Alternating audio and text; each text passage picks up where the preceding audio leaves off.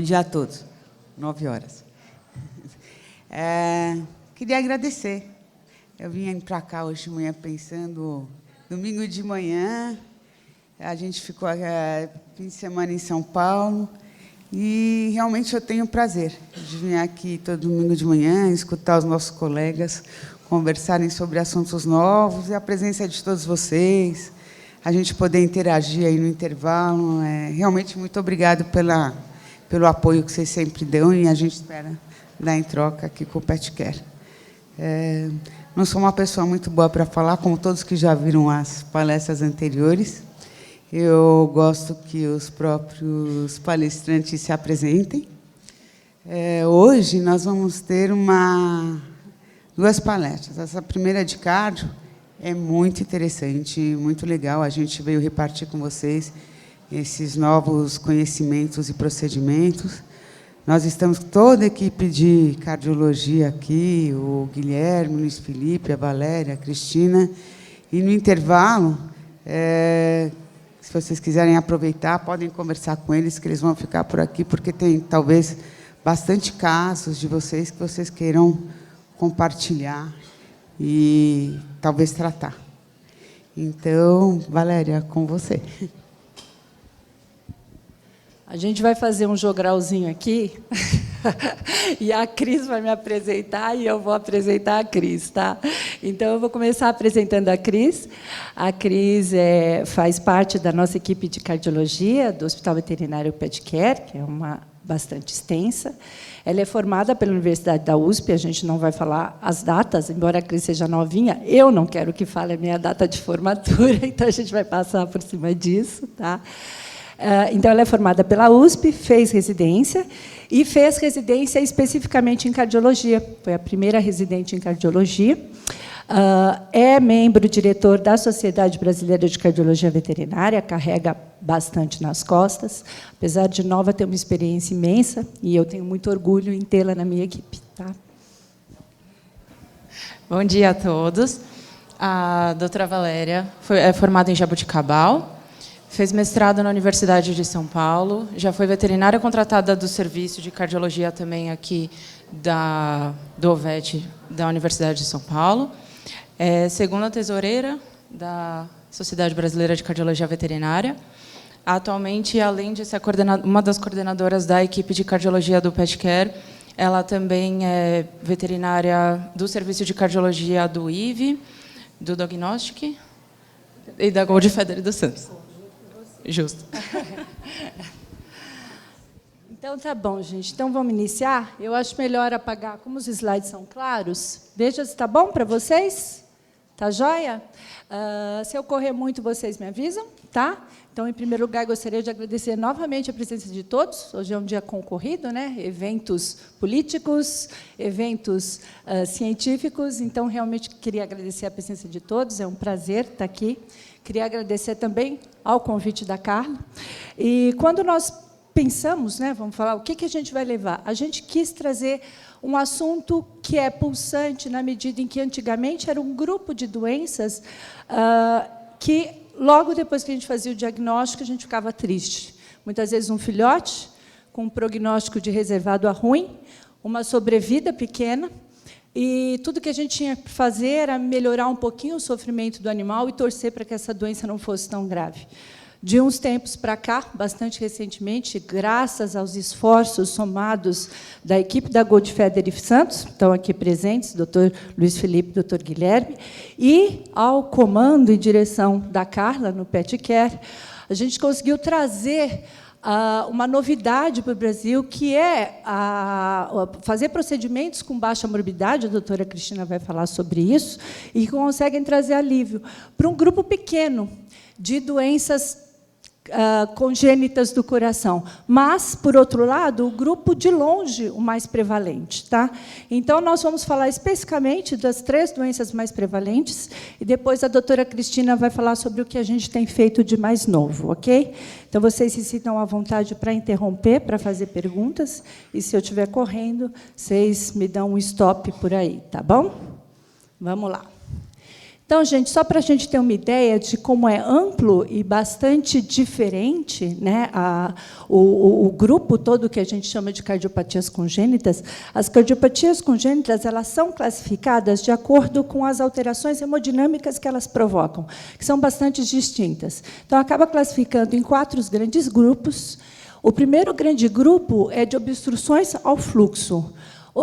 Isso pode ocorrer em vários níveis, seja na entrada das veias pulmonares, né, quando a gente tem aqui o córter atriatum, é uma alteração ali na entrada das veias, sinistra do lado esquerdo e direito, o córter atriatum dexter, bastante raro. Na passagem do átrio para o ventrículo, as estenoses valvares mitral e tricúspide, também pouco comuns, mas esse a gente já faz um diagnóstico mais frequente. Tá? E, bastante comumente, as alterações, as obstruções ao fluxo na via de saída, que, do lado esquerdo, são as estenoses aórtica, especialmente a estenose subaórtica, e, do lado direito, a estenose pulmonar. Um outro grande grupo, e com uma prevalência grande, graças à persistência do ducto arterioso, são aquelas doenças que provocam um quadro de sobrecarga de volume por hiperfluxo pulmonar. Há uma comunicação direta da circulação sistêmica com a circulação pulmonar, seja em nível intracardíaco, através do septo interventricular, ou através do septo interatrial, ou da aorta para o pulmão, quando acontece a persistência do ducto arterioso. Existe também, menos prevalente, mas a gente vê com uma certa frequência em gatos, o defeito do septo atrioventricular, em que há uma comunicação direta do ventrículo esquerdo com o átrio direito. Essas doenças, justamente por elas provocarem hiperfluxo pulmonar, elas podem, num primeiro momento, dar insuficiência cardíaca esquerda, e, da mesma forma, não pelo mesmo mecanismo, mas de uma forma correlata com o que acontece na doença valvar, ao desenvolvimento de hipertensão pulmonar, especialmente quando os defeitos de septo são muito grandes e há um fluxo muito grande recirculando no pulmão, isso acaba provocando o desenvolvimento de hipertensão pulmonar. Quando essa hipertensão pulmonar é grave o suficiente, a ponto da pressão na circulação pulmonar exceder a pressão na circulação sistêmica, há uma reversão do fluxo. Ao invés do fluxo se dar da esquerda para a direita, quando o sangue oxigenado se mistura ao sangue não oxigenado e recircula pelo pulmão, nesses casos, ocorre o contrário. O sangue não oxigenado passa direto para a circulação sistêmica e acaba determinando o desenvolvimento de hipoxemia em graus diferentes e todas as complicações a partir disso. Tá? Então, a gente chama, quando existe essa situação em que o shunt é reverso, a gente chama de síndrome de Eisenmenger. Tá? Outra doença que tem uma prevalência incomum, mas a gente vê de vez em quando, é a tetralogia de Fallot. O truncos arteriosos é bastante raro e a transposição das grandes artérias mais raro ainda. Na medida em que esses dois grupos, essas duas doenças, aliás, elas acabam provocando uma morte neonatal muito alta, a gente acaba não fazendo diagnóstico, esse filhote não chega à mesa para fazer o diagnóstico. Tá? E o último e quarto grupo é um grupo bastante fácil da gente entender, que são as displasias valvares primárias, e elas acabam funcionando de forma bastante semelhante do ponto de vista de fisiopatologia que as doenças valvares degenerativas, que são a displasia de tricúspide e de mitral. Tá? Mas nós vamos falar que é de longe, as mais comuns. A estenose aórtica, a estenose pulmonar, o PDA, tá? E, infelizmente, no PDA pode acontecer a reversão do fluxo, então a gente vai falar um pouquinho mais sobre isso também. Então, antes da gente iniciar cada doença, em primeiro lugar, deixa eu tomar um golinho d'água, gente, porque a minha boca fica seca.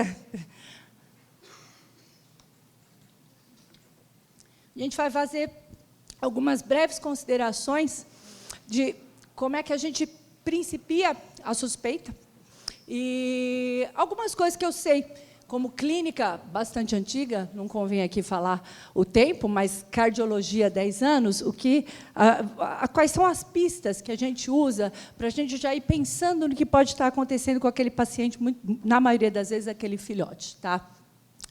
Então, lembrar que, na medicina veterinária, a origem mais comum é genética, tá? E que a transmissão, ela, na maioria das vezes, ela é poligênica, com efeitos adicionais. O que isso quer dizer? Que há um amplo espectro de manifestações da doença. Então, eu posso pegar desde uma doença de um animalzinho que acaba tendo uma sobrevida comum, em que o proprietário pode não perceber sinais, até uma doença muito grave, com uma morte bastante precoce desse paciente. Tá? Então, o fato da gente reconhecer é importante para a gente tirar alguns animais da reprodução. Lembrando que nem todos os casos são, né? Algumas vezes são teratogênicas, de origem nutricional, infecciosa, farmacológica e ambiental. Mas essa é a menor parte dos casos. E quando a gente fala em base genética, dependendo da raça que aparece, né, quando eu estou, por exemplo, estou lá não como clínica, mas como ecocardiografista, e chega um paciente, um filhote, e o dono conta, bom, foi auscultado um sopro. Pela raça, eu já começo a pensar o que pode ser. Justamente por de ser base genética, dependendo da doença, ela costuma ser mais comum numa ou noutra raça. A idade, lógico, muitas vezes, a maior parte das vezes, o diagnóstico é feito num paciente jovem. Normalmente, eles começam a apresentar sinais, ou mesmo durante a consulta, numa vacina, o veterinário ausculta o sopro. Então, na maioria das vezes, ele vem um paciente jovem, né, ou filhotinho mesmo, ou início da idade adulta. Mas lembrar que existe especificamente uma doença, que é a estenose subaórtica, em que a lesão ela pode estar ausente no nascimento e ela se manifestar no primeiro ano de vida. Além disso, existem doenças em que a insuficiência cardíaca ela se forma mais, não imediatamente, então a gravidade pode aumentar com o crescimento e com o passar da idade desse paciente. Quando há acometimentos leves, então essas manifestações podem ser tardias. Incomumente, acontece de eu pegar animalzinho com 12 anos, 13 anos, e fazer um diagnóstico de um PDA ou de estenose pulmonar, são as duas doenças mais comuns, e esse paciente nunca teve nada. E está ali com o sopro, e eu falo, bom, é uma doença degenerativa. E eis que eu coloco e vejo uma doença congênita associada. Tá? Então, esse animal pode nem ter sinais durante a vida. Tá? Nos casos graves, nesses casos, muitas vezes não há queixa do proprietário, como eu falei. Né? O paciente está lá porque foi auscultado um sopro e foi encaminhado para a ecocardiografia ou para o cardiologista por essa razão. Nos casos graves, né, é bastante comum o dono falar que era um filhotinho pequeno. Existe, se esse filhote consegue ter uma atividade mínima, né, existe um histórico de intolerância a exercícios e fadiga fácil. Infelizmente, a gente vai ver que alguns pacientes têm como única manifestação a morte súbita e vários outros a depender da cardiopatia. E, lógico, dependendo do sinal, se é cianose, se é ascite, se é edema pulmonar, você vai suspeitar de um grupo ou outro de doenças. E ali você já vai pensando em qual é o seu diagnóstico. Tá? E aí, gente, aquela questão, né? Aquele susto quando você recebe um paciente para vacinar e você ouve, você acha que ouve. Tem um barulhinho estranho, né? Às vezes o proprietário chega na sala de eco e conta dessa história, que o veterinário achou que o coração estava com um som diferente, né? E aí, às vezes, o soprinho é tão leve que realmente dá dúvida. Isso que eu estou ouvindo é um soprinho? Será que é a influência da respiração? Esse animal está agitado? E aí, se é um sopro mesmo, a gente sabe que existe o sopro inocente. Então, como é que a gente vai diferenciar? Tá? Bom, lógico que, diante da auscultação de um sopro em filhote, ele deve ser encaminhado para um exame.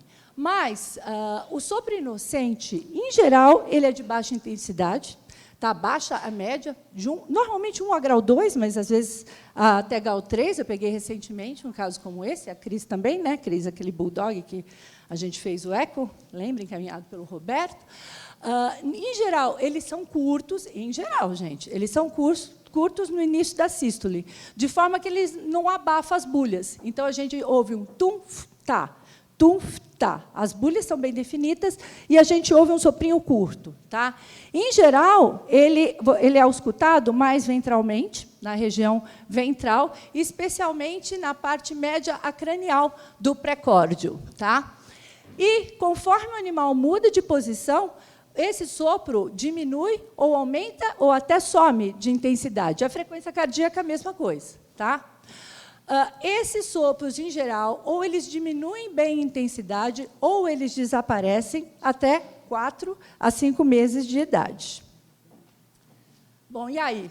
Eu auscultei um soprão. Aí, não tem dúvida, é um soprão. Então, em geral, o soprão, na maioria das vezes, ele é anormal, e tem alguma coisa errada aí. Né? Então, em geral, é de intensidade média a alta, de grau 3 até grau 6. Normalmente, gente, a gente vai ver que isso, tudo que eu estou falando, é uma curva de Gauss. A maioria cai aí. Né? É de longa duração. E aí a gente tem que treinar nosso ouvido, e aí a gente tem que parar e prestar atenção, lembrar das aulas de anamnese, lembrar onde são os pontos de maior intensidade e quais são as bulhas, tá? Porque é crucial que a gente faça a localização, já para a gente pensar no que é mais provável. Tá? Em que tempo que ele acontece? É durante a sístole, é durante a diástole? Na maior parte das vezes, ele é diástole. Ele pode tomar as duas, né? Ele pode tomar sístole e diástole, e a gente sequer conseguir ouvir as bulhas cardíacas. Né? E as características? É um sopro áspero? É um sopro crescendo e decrescendo? É um sopro imaginário? Às vezes, só de ouvir, você já fala, putz, deve ser isso. Vamos fazer o eco e vamos nos certificar. Tá? E lembrar que algumas doenças, no caso da estenose subaórtica, como a intensidade pode aumentar, não é o mais comum, tá, gente? Na minha prática, a gente vê isso bastante descrito em literatura, mas, infelizmente, na minha prática, a maioria das vezes que eu pego já é um animal grave desde o começo. Mas a estenose subaórtica, como ela se desenvolve junto com o crescimento do animal, o sopro que era grau 3 ou grau 2, ele pode se tornar grau 4, grau 5, numa fase onde o animal já cresceu o suficiente. Tá? E que, enquanto nós estamos acostumados a pensar que, na doença valvar, um sopro alto está relacionado com uma regurgitação importante, e, portanto, a gente já fica mais atento e com mais medo do desenvolvimento de insuficiência cardíaca, nas doenças congênitas, nem sempre a intensidade se corresponde com a gravidade. Como assim? Numa estenose, o sopro é áspero de qualquer maneira. Tá? Se você tem, por exemplo, um defeito de septo, quando o defeito de septo é muito grande, o que acontece? A pressão na câmara que está recebendo o hiperfluxo, ela aumenta. Se a pressão aumenta, a diferença de pressão entre as duas câmaras é menor. E a intensidade do sopro, a gente sabe que tem a ver com o gradiente de pressão. Se cai esse gradiente de pressão, se cai, portanto, a velocidade do fluxo comunicante, esse sopro abaixa. Então, eu amo quando o dono vem desesperado, porque o filhote tem um baita de um sopro, aí, quando eu vou fazer o eco, eu vejo que é um defeito de septo pequenininho. Esse animal, normalmente, tem uma sobrevida comum. E é um sopro absurdo, assustador. Tá?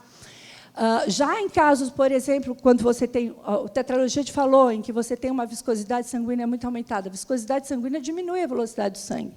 Então, com isso, você tem diminuição também da intensidade do sopro. Tá? Então, lembrar que o sopro não é nenhum preditor de gravidade nesses casos.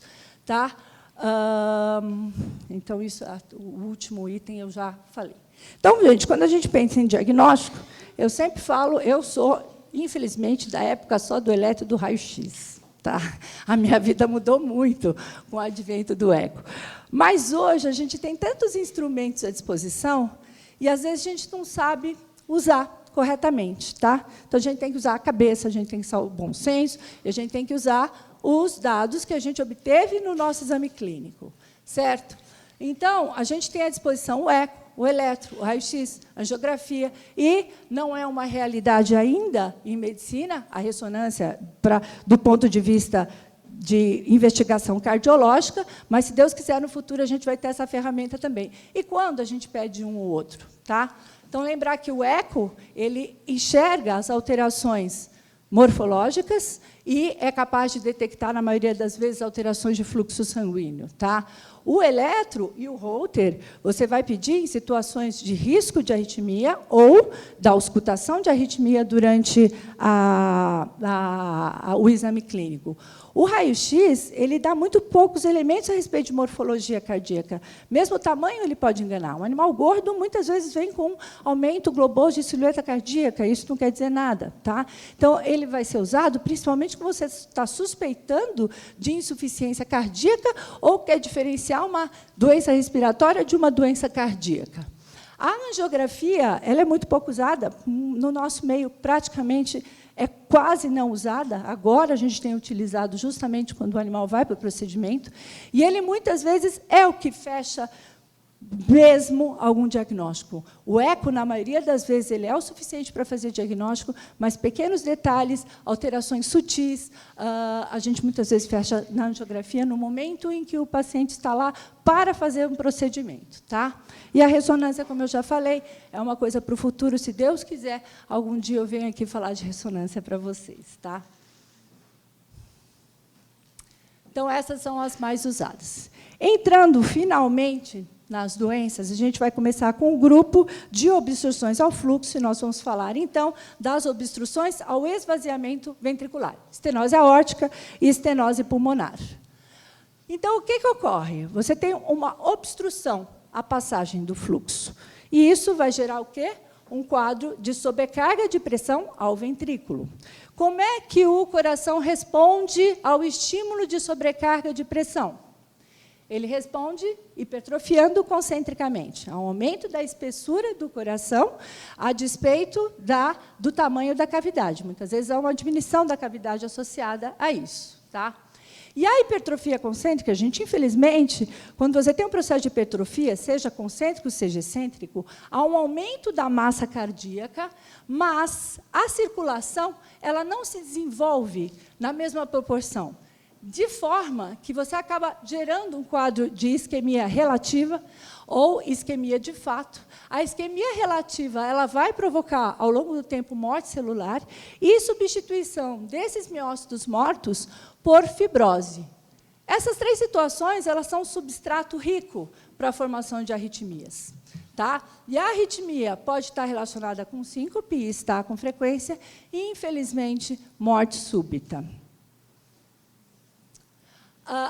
Quando a substituição de tecido normal, tecido miocárdico, ela é extensa o suficiente, isso normalmente são os animais que sobreviveram durante algum tempo, a falta realmente de miócitos acaba desenvolvendo um quadro de disfunção sistólica, o músculo cardíaco como total ele já não é mais capaz de contrair, gerando um quadro de disfunção diastólica, e aí, nesse momento, o ventrículo pode sofrer um processo de hipertrofia excêntrica, ou seja, aumento da cavidade, e até, em alguns casos, volta a normalizar o tamanho da espessura, tá? Por conta da hipertrofia excêntrica ventricular. E, nesse caso, pode acontecer o desenvolvimento de insuficiência cardíaca congestiva. Tá? A depender do lado em que foi afetado, direito ou esquerdo, edema pulmonar, ascite, enfim, as manifestações. Menos comumente, diferente do que a gente vê em gato, mas menos comumente, nas cardiopatias congênitas, o quadro de redução da complacência, de diminuição da capacidade de relaxamento, associado a hipertrofia concêntrica, acaba provocando uma disfunção diastólica grave tal a ponto de também ser causa de insuficiência cardíaca congestiva. Mas isso não é comum, como ocorre na cardiomiopatia hipertrófica dos gatos. Outro problema direto relacionado, que eu acho que eu vou ter que acionar.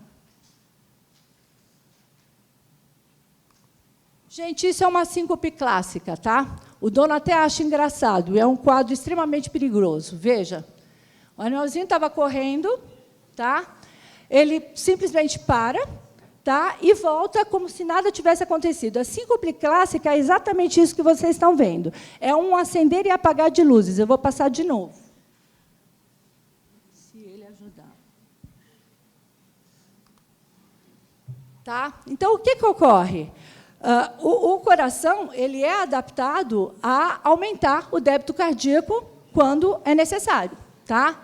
Num caso em que você tem uma obstrução fixa, esse débito cardíaco ele não consegue aumentar, porque você tem uma obstrução ao fluxo. Por mais que sejam acionados os sistemas todos para aumentar o débito cardíaco, especialmente nessa condição do sistema nervoso simpático, não é possível aumentar o débito cardíaco por causa daquela obstrução ao fluxo. Então, por falta ali de débito cardíaco, o animal acaba tendo um apagão e desmaiando. Tá? Então, entrando na estenose aórtica, o que é a estenose aórtica? Como a gente vem falando até agora, é um estreitamento da via de saída de ventrículo esquerdo. Isso pode acontecer em vários níveis. Subvalvar, tá? Que é o mais comum, no caso da estenose subaórtica, a gente já vai falar sobre ela. Pode ser no nível valvar e pode ser já dentro da artéria aorta supravalvar. Ok? Então, como a gente já falou, ocorre uma obstrução à injeção de fluxo sanguíneo do ventrículo esquerdo ao átrio esquerdo. Então, a gente vai pensar em sinais relacionados com o lado esquerdo do coração. Tá? E nem sempre há desenvolvimento de insuficiência cardíaca. Falando dos tipos, o subvalvar é, de longe, o tipo mais comum. 90% dos casos de estenose aórtica estão relacionados com a formação de um anel, crista ou bando de tecido fibroso, tá? Na região logo abaixo da válvula, ali ainda dentro do ventrículo em via de saída. Então, aqui é uma válvula, tá? Essa parte aqui maior. E lá embaixo, uma lesão bastante grave, um anel que realmente obstrui muito, diminui muito o lúmen da via de saída, e, nesse caso, ele tem até deposição de material cartilaginoso. Aqui a gente vê aberta, então, aqui a válvula, e aqui o anel fibrótico. Vejam como diminui o lúmen, a passagem, a injeção de sangue. Tá? As raças mais comumente afetadas são terra nova, animais de porte grande, gente. Então, por isso que eu digo, porte, o animal chegou com sopro. Se é um boxer, um pastor, no que eu vou pensar mais? Né? Então, ocorre mais em terra nova, golden retriever, boxer, labrador. Labrador menos comum, hein? Eu vejo bem mais em golden do que em labrador. Boxer, pastor alemão, pointer alemão e rottweiler.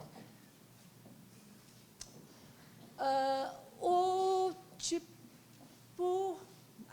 a lesão, lembrar mais uma vez, gente, que a lesão pode estar ausente no nascimento. Então, um filhote muito novinho, auscultado, ou mesmo na época em que ele é vendido, ele pode não ter auscultação de sopro. Então, a gente sempre acha que um paciente cardiopata congênito houve má fé do canil. Nem sempre, tá? Nem sempre. Lembrar que, às vezes, um casal não afetado dá origem a um animal afetado, e, às vezes, pode acontecer de você não ter auscultação de sopro no momento em que esse paciente é vendido. Por quê? Porque o aparecimento pode ocorrer nas primeiras 4 a 8 semanas de nascimento. Tá?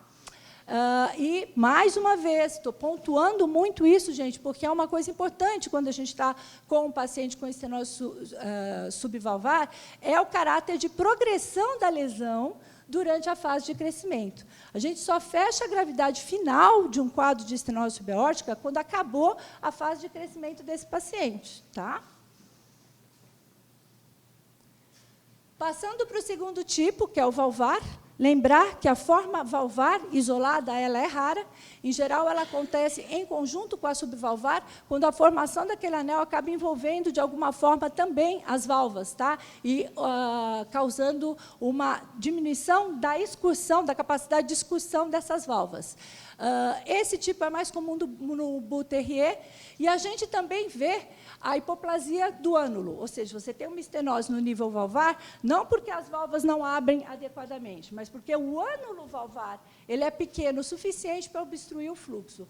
Bom, mas por que eu estou falando tudo isso? Porque, antigamente, bastava para a gente saber que era um caso de estenose. A gente sabia que a gente tinha muito pouco para fazer, né? A gente não tinha nada de curativo, né, ou de melhor, importante qualidade de vida. Então, a gente dava o diagnóstico de estenose e estava tudo bem. Hoje, não. Hoje, a gente pode oferecer uma alternativa e um tratamento, um procedimento à base de balão, mais no futuro, aqui no Brasil, talvez, cirurgias. E é importante a gente diferenciar os tipos, porque isso vai aumentar ou não o sucesso e indicar ou não a colocação de um balão, por exemplo. Tá? O tipo supravalvar, como eu falei, ela ocorre já dentro da válvula, ela é rara. Os casos que eu vi, todos eram em gatos, mas a gente sabe que acomete cães também. E outro tipo, não tão comum, mas que gera dúvida em boxer, é quando a aorta, a raiz aórtica, ela é hipoplásica. E o boxer sempre gera dúvida. Quando ele tem uma velocidade aumentada através da via de saída, porque é uma raça que naturalmente tem uma aorta e uma raiz aórtica um pouco menor. Então, às vezes, a gente não sabe se aquele é um animal normal ou se aquele é um animal levemente afetado. E aí, a gente deve ou não afastar da reprodução esse paciente. Tá? Então, eu quis trazer, existe muito pouco a fazer em termos de cirurgia nesses casos, né? Mas eu trouxe porque a gente tem que pensar. E o último quadro é o que a gente chama já de displasia de ventrículo esquerdo, em que há uma série de malformações associadas, com inserção errada de cordas tendíneas, com uma distorção do formato do ventrículo esquerdo, né, e que acabam gerando tanto a displasia de mitral quanto a estenose pulmonar. E aí também é um quadro em que você pode paliar, melhorar, mas curar talvez não. Tá? Ok. E quais são as manifestações clínicas? Como qualquer doença, variável de acordo com a gravidade. Tá? Então, desde animais sem manifestações clínicas, sem queixas por parte do veterinário, né? Em casos leves, os animaizinhos jovens podem apresentar um sopro baixo, tá, em base cardíaca, e o proprietário não vai te relatar absolutamente nada. Tá? Foi para a vacina e você escutou um sopro. Em casos moderados a grave, em geral, o sopro é mais alto, e é um sopro áspero, em base cardíaca. Tá? Então, mais para o alto, ele não é onde a gente costuma ouvir o sopro da mitral, ele é um pouco mais alto, e ele tipicamente desculpe, tum, tum, tum. Tá? A gente fala, putz, isso é uma estenose, só de ouvir o sopro. Tá? Em geral, como eu falei, graus um pouco maiores. Esses pacientes, já com acometimento moderado a grave, ainda que filhotes, eles já podem apresentar caso de intolerância a exercícios e uma fadiga fácil. Infelizmente, é comum vir com a queixa de síncope. Tá? E, infelizmente, não é raro que o proprietário ache seu animalzinho jovem morto no quintal, morte súbita. O que é incomum, como eu já falei, é o desenvolvimento de insuficiência cardíaca congestiva, especialmente em animais jovens. Quando ocorre o desenvolvimento de insuficiência cardíaca, são aqueles survivors, são os animais que sobreviveram um longo tempo e houve tempo para desenvolver uma disfunção sistólica e esse paciente, enfim, entrar em quadro de insuficiência cardíaca. Então, se o animal vem com sopro e em edema pulmonar, suspeitem mais de outro tipo de cardiopatia, e não tanto da estenose subaórtica. O reconhecimento, gente, pelo eco dessa doença, exceto quando é em casos muito leves, de hipoplasia, como eu falei, mas no caso da estenose subaórtica é fácil. Então, aqui, gente, deixa eu apagar um pouquinho mais, ver se fica um pouco... Eu sei que é exigir muito da maioria, mas, assim, aqui a gente vê de cabeça ao contrário, né? Então, tudo que está para cá é para cima, né? É mais dorsal. Então, aqui é a válvula aórtica, e a gente vê uma projeção de tecido fininha, aqui é um anel, logo abaixo, na via de saída. Então, vejam qual é o diâmetro aqui e qual é o diâmetro aqui, e como há uma obstrução importante a esse fluxo. Tá? Nesse quadro aqui, vejam um tecido fininho. Esse quadro aqui é uma banda inteira muscular. E é importante que o ecocardiografista dê essa informação para o clínico, porque, enquanto que isso aqui, a doutora Cristina vai falar sobre isso, é uma coisa mais fácil, embora na estenose subaórtica nunca seja fácil, né? Mas é um pouco mais fácil de você ter sucesso. Nesse aqui, o que você vai fazer? Um balão vai ajudar isso aqui? Provavelmente só uma ressecção aqui, né? Então, é importante que a gente saiba, antes de a gente mandar esse paciente para fazer um ou outro procedimento, tá? O outro caso é da hipoplasia anular. A hipoplasia anular, então, aqui a gente vê, aqui não é uma dilatação pós-estenótica, tá, gente? Isso aqui eu medi e estava normal o diâmetro. Aqui é que está muito pequeno. O ânulo é muito pequeno. E aí, o balão vai adiantar nisso? Né? Enquanto, se for hipoplásico e, junto com isso, tiver um outro elemento, uma estenose mitral, uma estenose subaórtica, eu posso aliviar. Mas, se ele for muito hipoplásico, talvez o procedimento não seja de tanto sucesso. E aí a gente vê o fluxo sistólico turbulento, né, aquela coisa linda, que também é uma insuficiência mitral. Através do Doppler, a gente gradua tanto a estenose subaórtica quanto a estenose pulmonar. A gente gradua dependendo da diferença de pressão que ocorre entre o ventrículo esquerdo e a aorta, tá certo? Que, se eu tenho uma obstrução, a pressão vai estar muito mais alta no ventrículo esquerdo do que na aorta. Então, quanto maior a obstrução, maior a sobrecarga de pressão, portanto, maior a pressão dentro desse ventrículo, e assim eu consigo graduar. Então, a gente gradua isso. Tá? Então, abaixo de 50 é discreta, de 50 a 80, mais ou menos, é moderada, e abaixo de 80 é importante, através da diferença de pressão que a gente estima pelo Doppler. Uma coisa que eu sempre peço para os clínicos olharem, e, mais uma vez, eu sempre falo, eco não é para ler só as conclusões. As informações mais importantes do eco estão no corpo do eco. Tá? E, às vezes, vocês podem ver, em algum item de observações, esse tipo de observação aqui. Áreas hiperecóicas, que são esses pontinhos, tá? Entremeadas no miocárdio. O que isso quer dizer? A área hiperecóica ela pode estar relacionada com formação de material fibroso. Lembra que eu falei que a fibrose ela está relacionada com a arritmia? É mandatório, mesmo que vocês não tenham auscultado a arritmia nesses pacientes, pedir um Holter. Saber qual é o risco de desenvolvimento de arritmia que esse paciente tem. Porque, na estenose subaórtica, uma causa de morte súbita comum é o desenvolvimento de arritmias. Tá? E aí, quando a gente pensa no que a gente vai fazer com esses pacientes, quais são os pacientes que mais preocupam? Qual é o paciente que eu devo realmente correr? A gente precisa entender um pouquinho da história natural dessas doenças. Tá? Então, gente, pegando os casos sem tratamento, né, a gente faz mais ou menos a gente tem mais ou menos um painel. Então, casos leves a moderados, o prognóstico a curto prazo é favorável, tá? Então, o que se relata, vocês vejam que não é uma maravilha, não. É uma sobrevida de 30 meses e meio até 51 meses e meio. Então, é um paciente que não atinge a sobrevida normal na estenose subaórtica. É um paciente que tem uma sobrevida curta, de 3 a 5 anos, né? Esses casos, em geral, são assintomáticos. Só aqueles pacientes que, submetidos a uma alta carga de exercício, podem apresentar cansaço mais fácil. Né? Já os casos graves, o prognóstico é ruim. Veja como a sobrevida cai aqui bastante. Para 1 ano e meio, a gente tem, infelizmente, uma taxa de mortalidade bastante alta em animais jovens. Tá?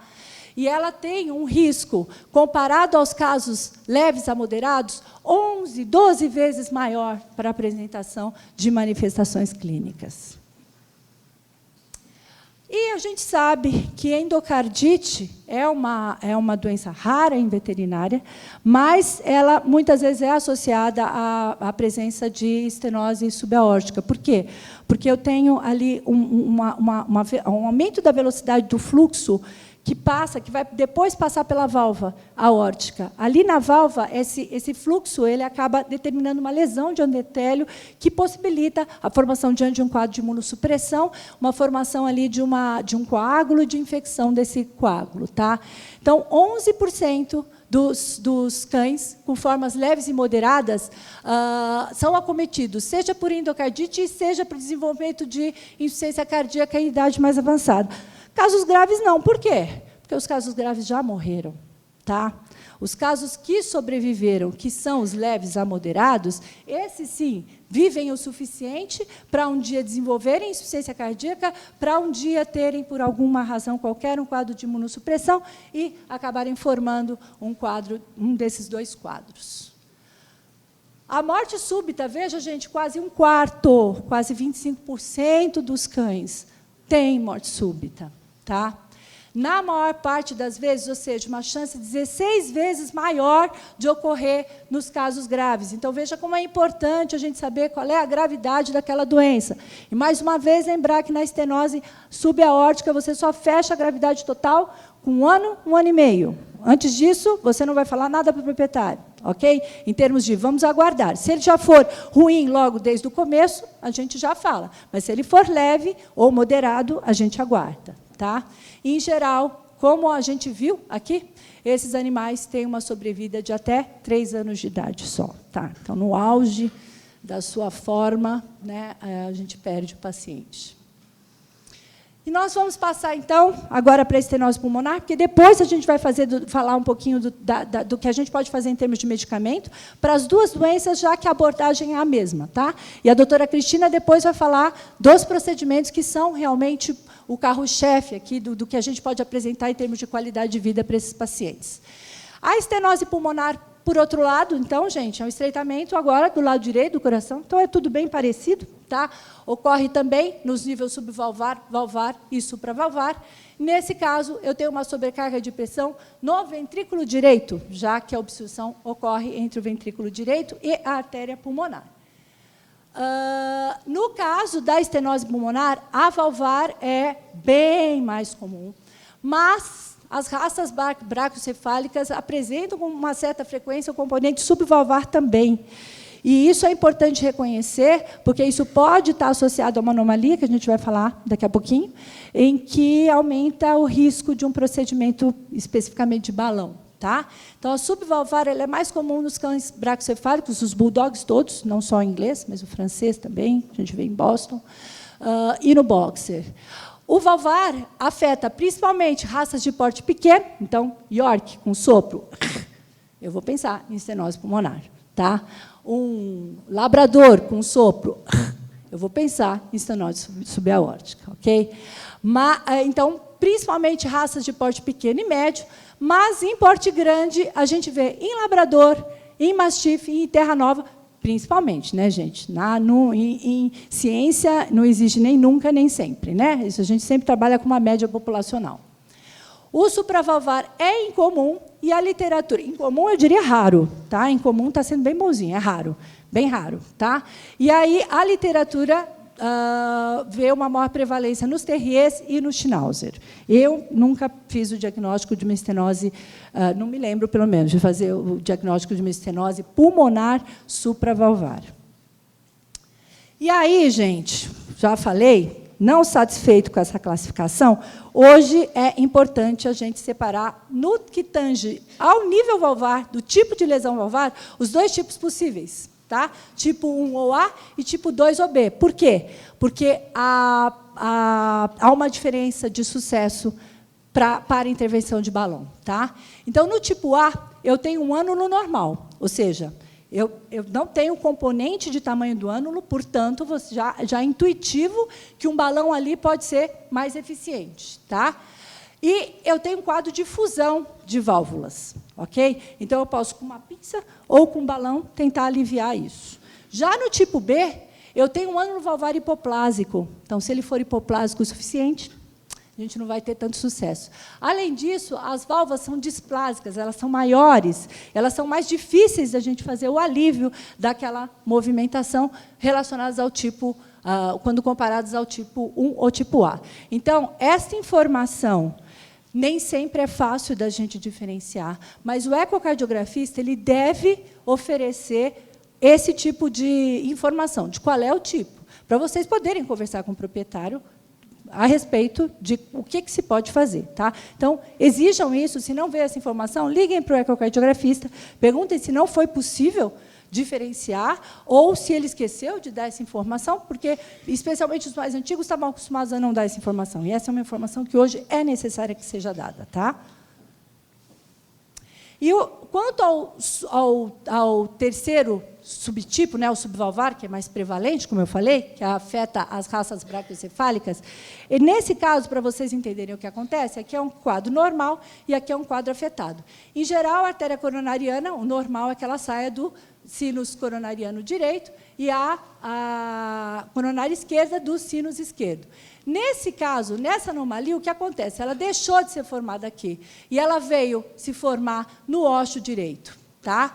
E aí, gente, para ela seguir o trajeto normal que ela faria, ela passa, abraça e enforca a artéria pulmonar, logo abaixo da válvula. Ok? E aí ela segue seu trajeto. Então, a obstrução ela não é interna, ela é externa. A via de saída ela está sendo enforcada por essa artéria coronariana. Então, imaginem você fazer um alívio com pinça ou com balão, e você ter uma artéria coronariana ali em volta, o que vocês acham que pode acontecer?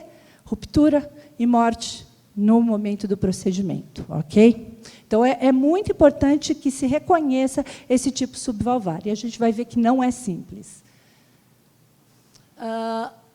As manifestações clínicas. O sopro áspero, como eu já falei, auscultado melhor, o ponto de máxima intensidade, não é que você não ausculte em outros lugares, mas o ponto de máxima intensidade é ali na região mais cranial, um pouco mais ventral, cerca de terceiro espaço intercostal, quarto espaço intercostal, um pouco mais perto da região mais ventral mesmo. Tá? Sopro normalmente alto, moderado a alto. Tá? Animais jovens, a maioria, diferente da estenose subaórtica, a maioria é assintomática, mesmo em casos graves, no primeiro ano de vida. Tá?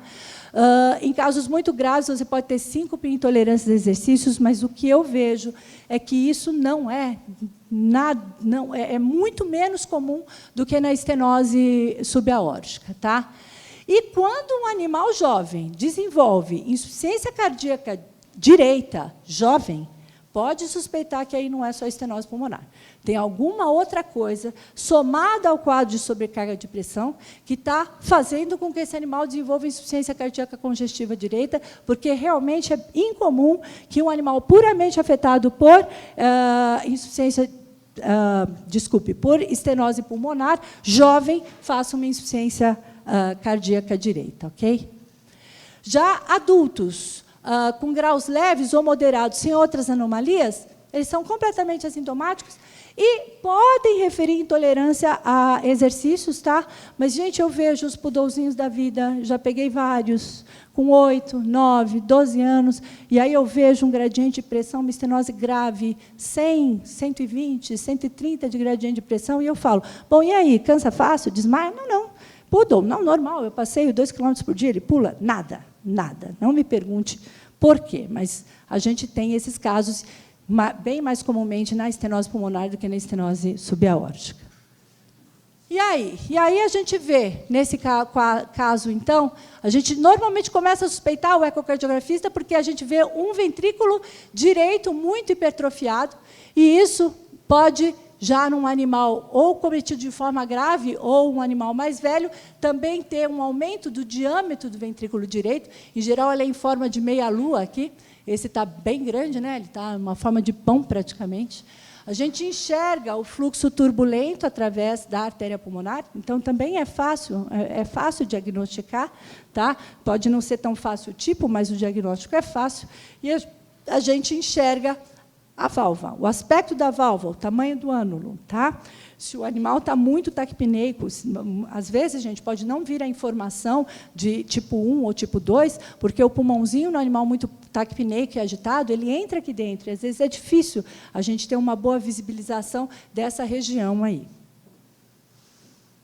E, em relação às anomalias da artéria coronariana, a gente pode tentar olhar isso através do corte transversal, ali onde saem as coronarianas, mas a margem de erro é bastante grande, mesmo com um ecocardiografista bastante experiente, não é fácil de enxergar. E quando a gente enxerga, então aqui é a válvula, e a gente enxergou um estreitamento, e a gente vê até uma estrutura tubular passando aqui. Aí a gente já suspeita, é um bulldog, e tem isso aí, a gente vai suspeitar fortemente que ele tem uma anomalia das coronarianas. Tá? Mas, realmente, o que fecha é o estudo angiográfico, que, como eu falei, é feito antes da passagem de balão. Não existe animal chegar e ir para a passagem de balão sem antes ele fazer um estudo. A gente sempre faz um estudo de contraste, tá? Para ver esses detalhes. E aí a gente vê realmente a ausência dela, que deveria estar saindo aqui, e ela saindo junto com a coronária direita. É imprescindível que se faça isso nos animais braquiocefálicos, ok? Mesmo quando eles parecem não ter esse componente. E a história natural? Casos leve a moderado, gente, sem associação com outros defeitos, sobrevida de anos, sobrevida normal, sem manifestações clínicas. Já nos casos graves, mesmo esses, na estenose pulmonar, eles podem ter uma sobrevida normal, tá? Só que ele já tem maior risco de desenvolvimento de insuficiência cardíaca congestiva, direita, obviamente, arritmia cardíaca, síncope e morte súbita. Quando a gente vê o desenvolvimento de regurgitação de tricúspide moderada, o prognóstico já é mais reservado, porque a gente sabe que o animal tolera muito mal a insuficiência cardíaca direita, diminui muito a qualidade de vida, entra em caquexia, a gente perde esses animais rapidamente. Um prognóstico ruim está associado quando eu tenho uma insuficiência tricúspide importante, justamente por esse mesmo motivo, e quando a associação com outros defeitos, por exemplo, CIA e CIV e displasia de tricúspide, que, somados ao quadro de sobrecarga de pressão que existe, há também, nesses casos, um quadro de sobrecarga de volume. Então, não há ventrículo que tolere isso bem. Então, esses animais eles têm um quadro mais grave. E quando eu já tenho sinais de insuficiência cardíaca congestiva, ascite, efusão pleural, etc. Ou o desenvolvimento de arritmias, porque a gente sabe que a gente pode perder esse paciente de morte súbita. Tá? Vou deitar. Gente, eu vou ter que... acabei de receber um chamado aqui, eu vou ter que correr um pouquinho mais. Tá? Então, em relação às obstruções de via de saída, prognóstico e manejo, os casos leves, eu tenho um prognóstico favorável, como a gente viu, tá? E há um baixo risco de morte. Só lembrar, mais uma vez, que nos casos de estenose subaórtica, eu tenho que acompanhar até os 12 meses de idade. Tá? Então, para esses pacientes, imediatamente, e eu estou falando principalmente de tratamento medicamentoso e não de balão, sem tratamento e sem restrição a exercícios. Nos casos moderados a graves, a indicação é sempre corrigir ou aliviar, um balão ou cirurgia. E sempre que possível, tá? A depender do tipo de lesão, condições técnicas e custo-benefício, isso a doutora Cristina vai falar para vocês. O medicamentoso ele é indicado quando a valvuloplastia, por algum motivo, não puder ser feita, e esses pacientes, a depender da gravidade, no mínimo, têm que ser reavaliados a cada 3 a 6 meses. Os objetivos, gente, melhora de qualidade de vida, tá? Tentar prevenir morte súbita, mas a gente sabe que isso é bastante limitado, tá? A gente não consegue, a gente faz essa tentativa. Tá? E é direcionado, então, à melhora da perfusão coronariana, ao controle da congestão e volemia e ao controle das arritmias. E como é que a gente faz isso? Com beta-bloqueadores, o atenolol. A gente sabe que não é muito eficaz, é uma tentativa, não há evidências de que ele realmente ajude. O controle de congestão e volemia, aquilo que vocês estão acostumados a lidar num quadro de doença valvar mitral, então inibidores de ECA, diuréticos, tá? Em geral, a princípio, não se faz uso de neutrópico positivo, só naqueles poucos casos em que se desenvolveu disfunção sistólica. E o controle de arritmias.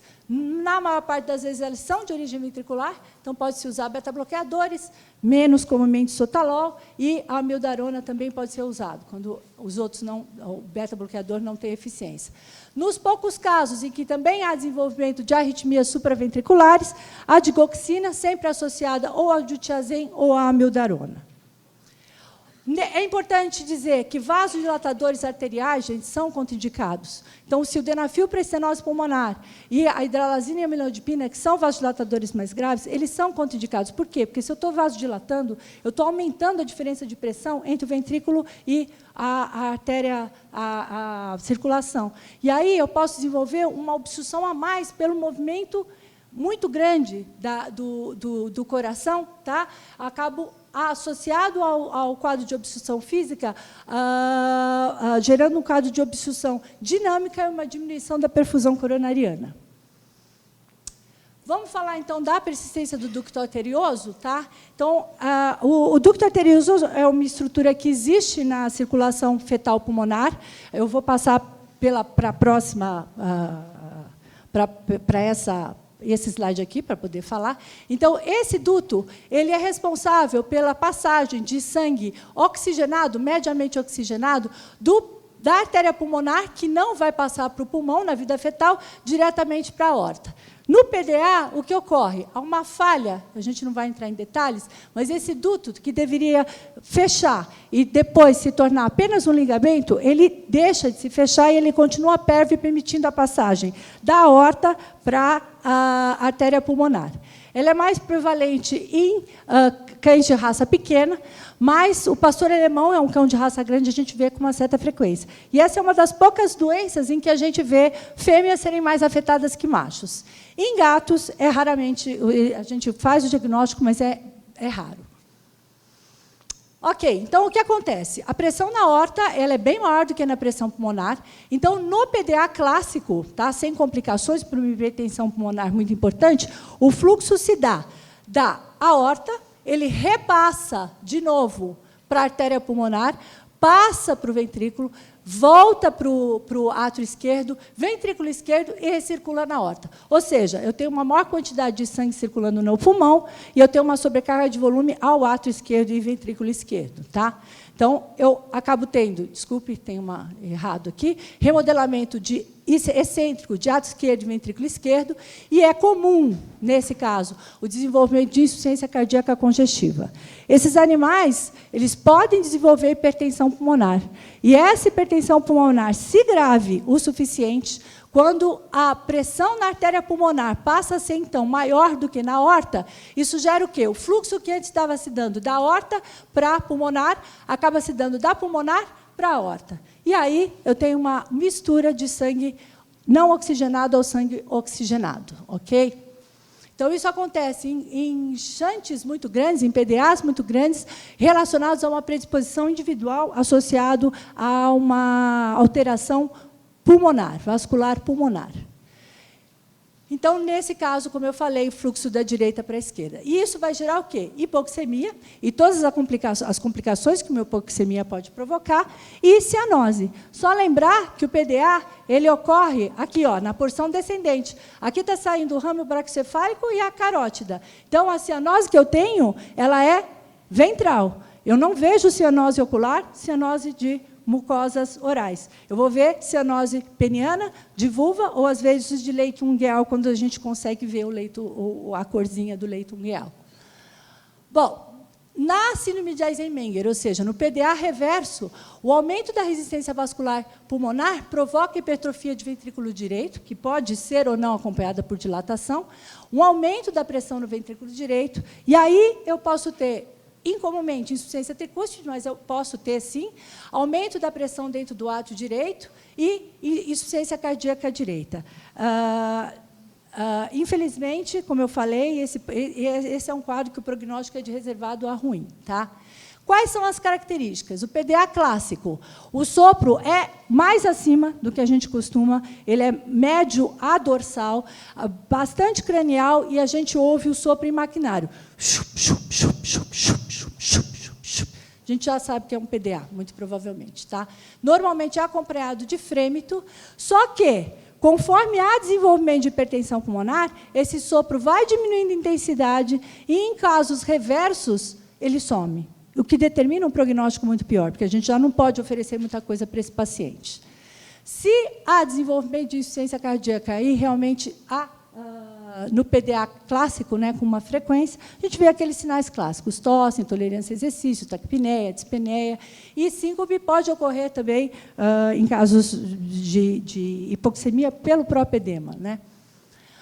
No PDA reverso, o sopro, então, lembrar que ele é de baixa intensidade ou ausente, e existem os sintomas relacionados à hipoxemia, tá? Intolerância a exercício, dispneia, e o caso da cianose diferencial que eu falei. Tá? Cianose só dos membros posteriores, da região posterior. E a policitemia se desenvolve em casos graves. Se há desenvolvimento de insuficiência cardíaca à direita, eu vou ter os sinais clássicos, o pulso jugular, que nem sempre a gente consegue ver, a ascite, e distrição respiratória quando há desenvolvimento de efusão pleural. O diagnóstico do PDA clássico ele é fácil, a gente consegue ver o fluxo, mas quando essas pressões vão se equalizando, quando há desenvolvimento de hipertensão pulmonar, aí ele não é tão fácil de ver. A gente faz a graduação da gravidade em função do Doppler contínuo, então a gente consegue medir a velocidade, e esse aspecto serrilhado é bastante característico também do PDA.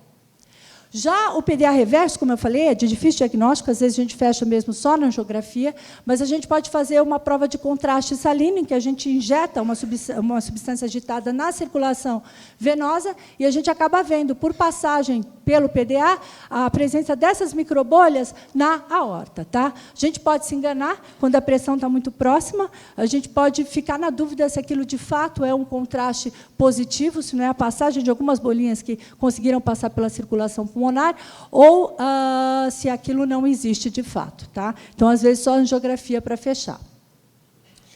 Qual é a história natural? Pequeno e sem complicações, com shunt discreto, uma sobrevida normal. O difícil é você garantir para o proprietário que esse paciente tem, de fato, um shunt discreto. Tá? Reservado a ruim em defeitos grandes, com grande fluxo recirculante, e na presença de outras anomalias associadas. E é bem ruim quando o animal já tem a insuficiência cardíaca congestiva, ou seja, esse animal precisa ir muito rapidamente para a cirurgia, e ele tem um risco maior, né? Ou quando já há desenvolvimento de arritmia, já são quadros bem mais avançados. No PDA reverso, gente, infelizmente, o prognóstico é reservado a ruim. E é importante lembrar que, nesses casos, a correção do defeito é contraindicada. Ele não tem benefício nenhum, pelo contrário, ele piora a sobrevida do paciente. Tá? O tratamento corretivo ele é feito sempre que possível, ou no momento mais rápido possível. Tá? A doutora Cristina vai falar sobre isso. E o medicamentoso é direcionado ao tratamento da insuficiência cardíaca, com tudo que se usa normalmente numa doença valvar comum. Tá? Nesse caso, quando o PDA é clássico, a gente pode fazer uso de vasodilatadores potentes, como hidralazina e amlodipina, porque, diminuindo a pressão sistêmica, você diminui o shunt da circulação sistêmica para pulmonar. Então, é uma estratégia bastante interessante. Já no PDA reverso, é o contrário, gente. Porque, se eu vasodilato a artéria sistêmica, vai haver maior passagem de sangue da artéria pulmonar para a sistêmica. Então, eu não devo usar os vasodilatadores arteriais. Tá? E também tenho que diminuir, tentar evitar que esse animal faça exercícios vigorosos. A gente pode controlar a hipertensão pulmonar com sildenafil, infelizmente, é pobre a resposta, mas é o que a gente tem para fazer. E quando há desenvolvimento da ICC, inibidores de ECA, diuréticos e drenagem de efusões. Se há desenvolvimento de policitemia, aí eu faço o controle da hiperviscosidade, seja com a flebotomia. Lembrar que esses pacientes eles estão adaptados a um hematócrito maior, então a gente não vai fazer uma flebotomia a ponto da gente baixar demais esse hematócrito, porque ele é dependente, já que ele tem uma mistura, uma hipoxemia, ele é dependente do número maior de hemácias. Tá? Então, a gente vai objetivar aqui um hematócrito mais alto, e há essa tabelinha, depois eu passo para quem quiser, de como é que se faz o controle. Sempre reposição com uma solução cristalóide. E uma outra estratégia, então, é o uso de um mielossupressor, a hidroxiureia, tá? Só que, nesses casos, a gente precisa controlar de perto esse paciente para que a gente não cause uma aplasia de medula, ok? Infelizmente, esses são casos tristes em que a gente, tudo que tem para oferecer é um alívio dos sinais e avisar o proprietário que ele não deve ter uma sobrevida muito longa. Gente, obrigada. Agora a doutora Cristina vai falar da parte mais interessante, mais legal, tá? E que é realmente o que a gente quer oferecer. Bom dia de novo, então, pessoal. Dando sequência, só agora situar vocês mais ou menos do contexto que essas cirurgias estão acontecendo lá no hospital. Basicamente, todas essas cirurgias por cateterismo que estão sendo realizadas, quais são as grandes vantagens? Opa, espera lá. Então, Basicamente, qual que é a principal vantagem desses métodos que estão sendo oferecidos? Eles são minimamente invasivos. Então, considerando que, imagino aqui que muitos de vocês, em algum momento, já encaminharam, por exemplo, um paciente que tenha um PDA para uma correção cirúrgica. Se foi algum cirurgião, já perdeu algum paciente, com certeza absoluta. Se foi algum clínico, já perdeu também, com certeza absoluta. E a vantagem aqui é que a gente está tentando oferecer menor risco para esse paciente. Ele está acontecendo de que forma? Dr. Guilherme e Dr. Luiz Felipe estão sendo treinados por veterinários, colegas deles, super renomados dos Estados Unidos, que vêm para cá, passam um período e acabam realizando essa cirurgia em conjunto com eles, e visando, lógico, que já em breve eles comecem a fazer sozinhos, tendo em vista o grande número de casos que já foi realizado. Juntando a doutora Carla com 2 que estão muito interessados em progredir cada vez mais dentro da cardiologia, dá certo. Então, esses casos eles estão vindo não só do pet care, mas também sendo encaminhados por veterinários de todo o Brasil, animais vindo do Rio Grande do Sul, do Rio de Janeiro, de outros estados, inclusive de carro vindo, porque não consegue trazer o animal no avião, passando mal, enfim. Tem alguns que vêm desmaiando, que nenhum, por exemplo, que alguns sábados atrás foi realizado um marca-passo, o proprietário veio com o animal desmaiando às 5 horas de viagem do Rio para cá.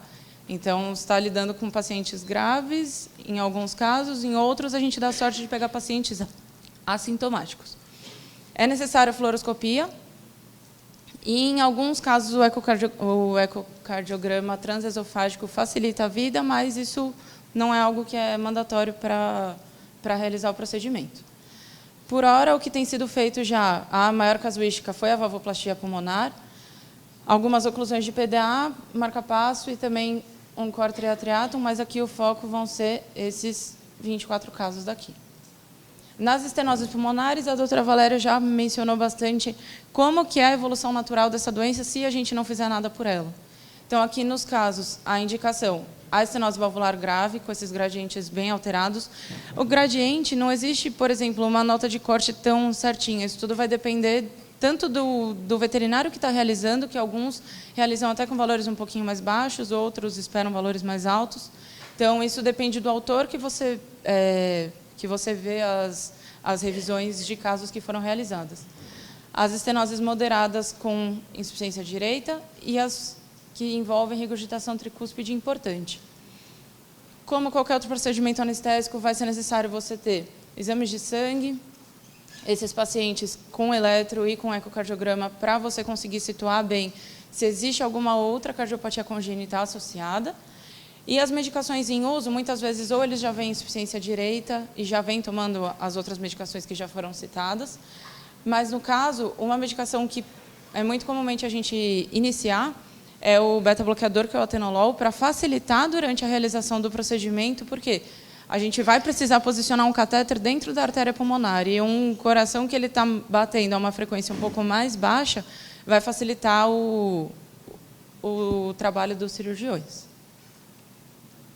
No caso, as complicações que a gente pode ter durante o procedimento envolvem, principalmente, arritmias, considerando também que esse um animal que já tem um quadro de insuficiência cardíaca associado, essa dilatação importante tanto de átrio direito quanto de ventrículo direito dificulta, não é uma coisa simples assim para você conseguir mirar um catéter dentro do átrio direito, conseguir fazer ele passar a tricúspide. Levando em consideração essas câmaras aumentadas, o procedimento leva mais tempo mesmo. E, no caso, as contraindicações, a coronária anômala, como a doutora Valéria já comentou, mas isso daqui não é restritivo, porque a gente só vai fechar esse quadro na angiografia. Uma paciente nossa, a gente foi fazer angiografia e realmente ela tinha coronária anômala e a gente optou por não realizar o balão. Mas um outro que tinha uma suspeita ao eco de que ele realmente tivesse essa coronária, quando a gente foi fazer a angiografia, não tinha. Então, o fato de você suspeitar no eco, o que vai fechar vai ser a anjo. Nunca reprove um paciente sem antes submeter ele ao procedimento e realmente fazer o diagnóstico de fato. E outras cardiopatias congênitas envolvidas, assim, é muito comum a gente pegar animais que não tem só uma, vem aquele combo. Tem alteração na tricúspide, tem alteração na mitral, tem alteração na aórtica e tem um defeito de septo ou uma CIA associada. Aqui, de modo geral, o que vai atrapalhar seriam os defeitos de septo, as comunicações interventriculares.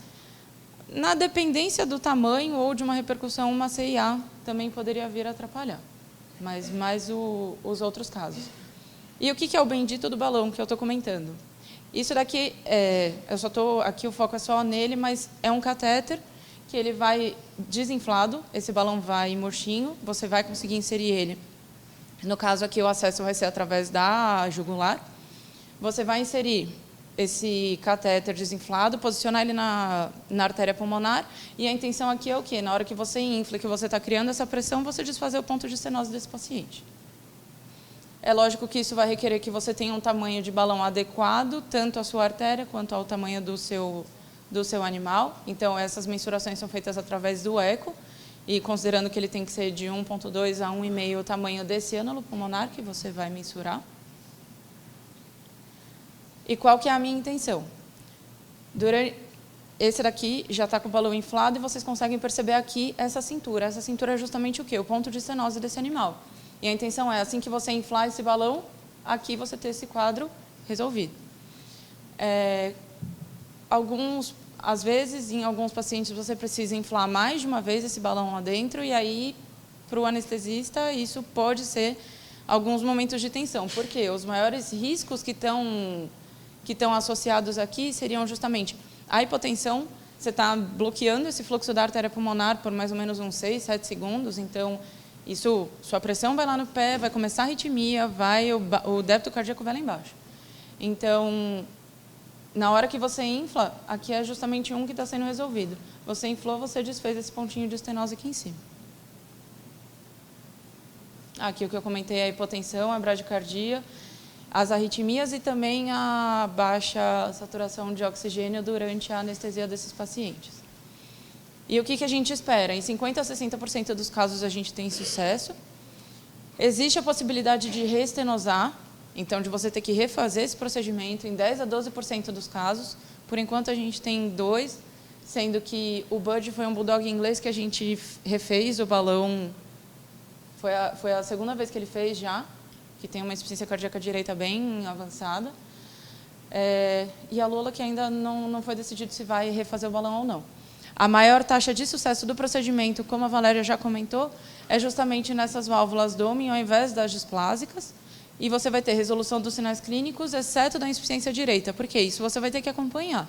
Então, aquela história de você, às vezes, ficar, já tem uma estenose pulmonar importante, e você está lá cozinhando o seu paciente para indicar para o procedimento. Pode ser que depois, a hora que você vai, de fato, submeter ele vai estar já com algumas alterações importantes do lado direito do coração e você vai continuar tendo um cardiopata. Você vai resolver sinal clínico, mas, infelizmente, talvez os aumentos que ele tiver você não vai resolver. Então, quanto mais cedo isso for, de fato, diagnosticado e você encaminhar esse paciente para o procedimento, melhor, mais chance de sucesso. Algumas coisas que podem acontecer. Esse suicídio de VD que eles comentam, que é justamente essa adaptação do ventrículo direito a uma nova pressão súbita. Isso pode levar à falência de VD nas primeiras horas pós-procedimento. Esse gradiente ele pode chegar a diminuir 90% após a valvoplastia, e você tem, em média, pelo menos aí de 50% a 90% que vai ter a redução. Isso aqui, por enquanto, é a nossa lista de pacientes que já foram feito procedimento. Aqui, nessa hora, quando a gente está pensando em sintoma, isso é uma coisa muito relativa. Por quê? A partir do momento que você não sabe o que o animal... Você não tem o relato do paciente. Então, simplesmente, em alguns casos aqui, o paciente era quieto. E o proprietário achava que ele era assintomático, nunca tinha desmaiado. A gente sempre pensa o quê? No bendito do desmaio. Mas depois, quando você vai lá e resolve o problema, você vê, de fato, o que o paciente deveria ser e que, muitas vezes, você estava ignorando que aquilo era um sintoma clínico.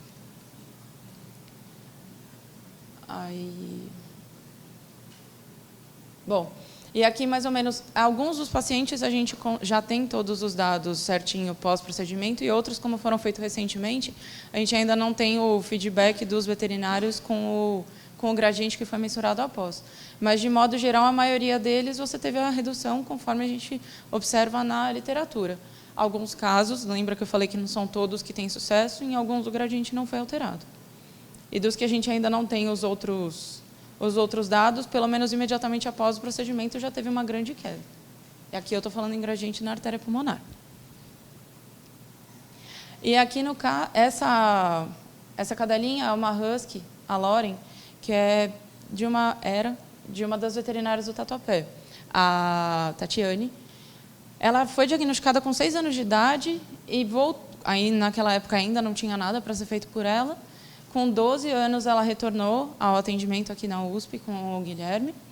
E eles não conseguiam sequer andar um pouquinho com ela, porque ela já cansava, já tinha meio que uma pré-síncope, e você vê que ela não anda quase nada e já começa a ficar sintomática. Ela fez o balão, idade não foi algo restritivo aqui, ela fez, teve uma sobrevida muito boa, faleceu por outras complicações, mas o principal aqui, no caso dela, foi que ela era muito assintomática e depois o pai da Tati passeava com ela altas horas e nem até abusava um pouquinho do que deveria, e ela teve uma boa qualidade de vida. O Dib é um bulldoguinho francês que veio do Rio de Janeiro. Esse daqui também foi um dos casos muito bacanas da gente ter feito, porque ele tem 6 meses, o proprietário, em 5 minutos que ele fez festinha para a gente lá no hospital, já ficou cianótico, ortopneico, demorou uns 10 minutos para ele conseguir se recuperar disso tudo. Quando ele estava entubado para fazer o procedimento, a saturação dele era 85%. No momento que foi introduzido todos os guias e tinha a guia dentro da artéria pulmonar, essa saturação foi para 75%. E no final do procedimento, só que quando ele ainda estava entubado, a gente já tinha 96% de saturação. Então, assim, ele nunca viu tanto oxigênio na vida dele.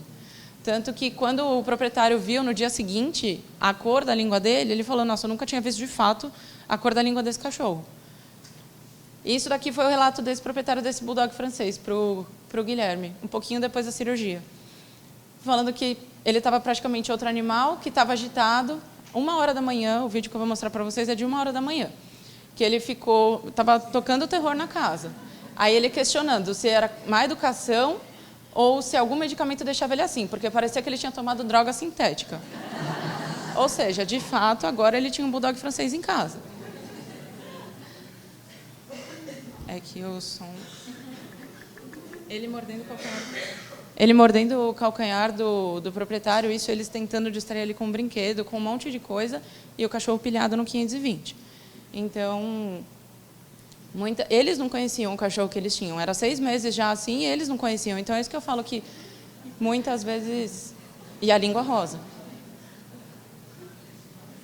Então, é muito... Isso é... 1h da manhã, lembrando a vocês, e o proprietário teve que sair 1h da manhã para gastar a energia desse cachorro. Bom, no caso das estenoses aórticas, muito do que eu falei para a estenose pulmonar vai valer aqui para a aórtica, tanto em questão de material, de indicação do procedimento, mas tem algumas ressalvas. Por quê? A Val já comentou que a forma subvalvar ela é a piorzinha para a gente conseguir resolver. Tem casos que são mais extremos, tem casos que são mais light, mas... Uma das alternativas, que é onde a gente justamente tem menos sucesso, mas uma das alternativas seria esse cutting balloon, que é o quê? É exatamente aquele mesmo balão, mas ele tem algumas lâminas, como se fossem lâminas de bisturi, para você tentar provocar alguns cortes e você tentar reduzir aquele anel fibroso que está bem na entrada da aorta. Isso é controverso, tem pessoas que têm resultado muito bom, tem pessoas que ainda não. De fato, não está algo muito bem estabelecido. Nas formas valvares, principalmente as valvares, a gente tem melhor resultado. Os casos indicados, como eu comentei, mais ou menos vai ser parecido com a estenose pulmonar. E a história da manifestação clínica, mais uma vez. Você não necessariamente é um animal que está desmaiando. Um animal que é só mais quietinho. Oi?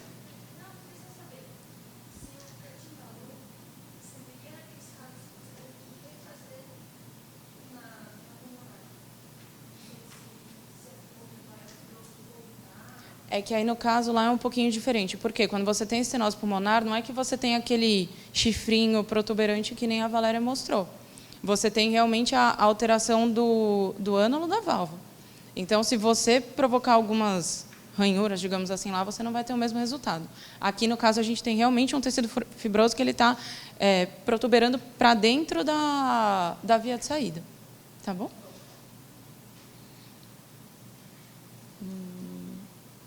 Bom, não vou ficar detalhando. A estenose pulmonar a gente ainda não pegou, de fato, nenhum caso. Por incrível que pareça que seja uma das mais frequentes, a nossa casuística até agora tem sido, de longe, as pulmonares. E as persistências de ducto arterioso. Esse daqui foi um dos trios que a gente fez 2 levas atrás. E, basicamente, quais são as indicações para a gente conseguir ocluir esses ductos? O paciente que tenha pelo menos uma velocidade de 4 milímetros por segundo, de 4 metros por segundo nesse ducto, que não esteja com hipertensão pulmonar, o fluxo ainda da esquerda para a direita, porque lembra que quando a gente já está revertendo esse fluxo, você já tem contraindicações para realizar esse procedimento. E aqui, principalmente no PDA, que é o tratamento cirúrgico que a gente tem de cirurgia aberta, que é o que a gente tem mais acessível, de certa forma, aqui no Brasil. Vocês vão ver que aqui o paciente, você simplesmente vai ocluir esse ducto, o máximo que ele vai acontecer é ter 3 pontos nos locais onde ele vai ter o acesso para fazer o procedimento. Você oferece o mínimo de risco possível para o procedimento em si. E, como eu comentei, com certeza aqui, se alguém já pegou congênitas na vida e já encaminhou para a cirurgia, ou já perdeu o paciente, ou o cirurgião já perdeu algum paciente na mesa também. É um tecido muito delicado. Para você conseguir divulsionar e conseguir, de fato, ligar esse ducto, vocês vão ver, é algo que é bem complicado. E a chance de você ter complicações é muito maior. Nos Estados Unidos, praticamente, eles não abrem mais nenhum paciente. Na Europa também não. E vai envolver a mesma coisa, através de eco e também pela angiografia, você realizar mensurações desse ducto. Por quê? Para você definir qual que é o tipo de dispositivo que você vai utilizar, você precisa ter, primeiro, as mensurações do tamanho desse ducto. Segundo, tem que ver qual a característica dele. Por quê? A gente tem ductos de diferentes formas e, na hora que a gente vai selecionar o dispositivo, vai levar em consideração aqui o peso do animal, vai levar em consideração aqui o tamanho, as dimensões e o jeito que esse ducto é. E lembrando também que a gente tem algumas restrições aqui no caso. Por quê? Vocês vão ver que isso daqui é o catéter que faz a entrega desse dispositivo lá dentro do ducto. E, muitas vezes, esse catéter aqui, a gente tem os dispositivos menores, mas o catéter ele é grande demais para alguns tipos de paciente. O Dr. Luiz Felipe, em parceria com uma empresa lá de Florianópolis, está tentando fazer o desenvolvimento já desses catéteres de forma que a gente consiga abranger o maior número de pacientes possível, porque até mesmo nos Estados Unidos eles não têm. Então, seria interessante que a gente, principalmente que aqui no PDA a gente está falando de animais de porte pequeno, quanto mais a gente puder abranger a maior gama de peso e de porte desses animaizinhos, melhor. E aqui, qual que é o objetivo? A gente vai entrar pela artéria femoral. Nessa artéria femoral, você vai passar o catéter, ele vai vir aqui através da aorta, você vai posicionar esse catéter lá no ducto arterioso. Assim que você já consegue fazer a entrega você consegue posicionar o seu dispositivo, quando você faz a angiografia, que é justamente aqui, quando vocês estão vendo esse contraste, o que tem que acontecer? Ficar tudo isso fechado, não passar nada através do dispositivo.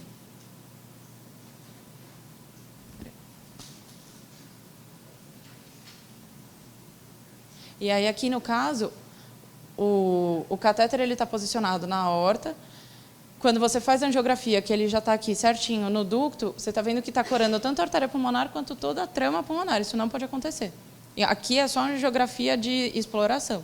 Mas isso depois, quando você já fez a entrega certinha do dispositivo, isso não pode acontecer. Então, aqui é só para vocês terem noção do que acontece. Depois que você posicionou, vocês conseguem ver aqui a primeira beiradinha o primeiro disquinho dele sendo posicionado. Você retrai um pouquinho, volta um pouquinho até uma resistência para você conseguir inserir direitinho e conseguir expor o segundo disquinho que vai vir aqui. A partir do momento que você posicionou ele certinho, você vai esperar 5 minutos. Espera aí que eu vou voltar um pouco para vocês verem. Você vai esperar mais ou menos 5 minutos para conseguir ocluir de fato esse fluxo. Opa, voltei muito, mas espera lá. Passados 5 minutos, a gente vai fazer de novo o quê? A angiografia. E quando você vai lá e injeta o contraste aqui nessa região, o que não pode acontecer? Corar tudo aquilo de novo, como eu mostrei para vocês. E tudo volta. Ou seja, esse animal tá resolvido o problema dele. E depois o que acontece? Você solta através de girando em alguns momentos o catéter, você consegue soltar e fica lá o dispositivo parado. O máximo que pode acontecer aqui seria de complicação esse dispositivo embolizar para o pulmão, mas ainda assim isso não vai causar tantos problemas para esse paciente quanto se vocês pensarem em uma cirurgia aberta, que você, por exemplo, deu uma bifadinha lá no bendito do ducto arterioso, o paciente morre na anestesia e na cirurgia. Aquelas limitações que eu já conversei com vocês. E aqui, para vocês verem, esse daqui, a gente já fez, dentre esses 4 casos, os 3 dispositivos já foram usados. Esse daqui é o coil, que foi o primeiro PDA que foi realizado. Esse daqui do Amplatz, que fica esse guarda-chuvinho aqui bonitinho. E o plug, que ele parece meio uma ampulhetinha. Então, basicamente, o que é a principal coisa aqui que eu gostaria de deixar claro para vocês é que está sendo possível a gente introduzir algo aqui no Brasil que já é feito há muito tempo, tanto nos Estados Unidos quanto na Europa, em outros locais, e que a gente, justamente o quão era frustrante você pegar uma cardiopatia congênita antes, e agora você consegue pegar essa cardiopatia congênita e oferecer alguma coisa de diferente para esses pacientes. Muitas vezes, como é o caso do PDA, você está resolvendo o problema. No caso das estenoses, tudo bem, em alguns casos pode reestenosar, mas ainda assim você está aliviando o sintoma clínico do paciente, você já sabe qual que é a evolução dessa doença se você não fizer nada a respeito. E você poder dar mais qualidade de vida para esse paciente, você melhorar o sintoma clínico, é muito melhor do que você perder um paciente com 1 ano e meio de idade, com 2 anos de idade, que você simplesmente assistiu e só confortou o proprietário falando, olha, desculpa, mas infelizmente no Brasil a gente não vai fazer nada a respeito. Hoje a gente pode. Hoje a gente tem 2 veterinários super competentes que estão investindo muito e que sempre estão cada vez mais buscando inovação e oferecer coisas mais concretas para a gente aqui no Brasil também, com a Carla que está investindo junto com isso. Então, é algo que é real para a gente agora. E, bom, o resto eu já comentei. Se alguém tiver alguma dúvida ou se puder esclarecer alguma outra coisa. E gostaria só de também fazer alguns agradecimentos aqui, bom, a toda a equipe do PetCare que está nessa empreitada junto com a empresa do Guilherme e do Luiz, e estão investindo nisso tudo. Os 2 veterinários que, por enquanto, já vieram para cá foi o Dr. Romain Parriot e o Daniel Ruga. Em breve vai ser o Dr. João Orvalho, que estará aqui provavelmente em outubro. Alguns casos aqui que vieram da USP, principalmente no começo, mas, de forma geral, todos os veterinários que têm encaminhado casos, que têm ligado, mandado e-mail e que estão se interessando, a gente agradece, porque é graças a vocês também que a gente está conseguindo fazer a casuística e cada vez mais aprimorar esse serviço que está sendo oferecido, e também o pessoal da UFAP, que tem feito as anestesias em parceria com a doutora Aline. Então, não é só uma pessoa que está fazendo tudo isso se mexer, é uma junção delas. Obrigada pela atenção.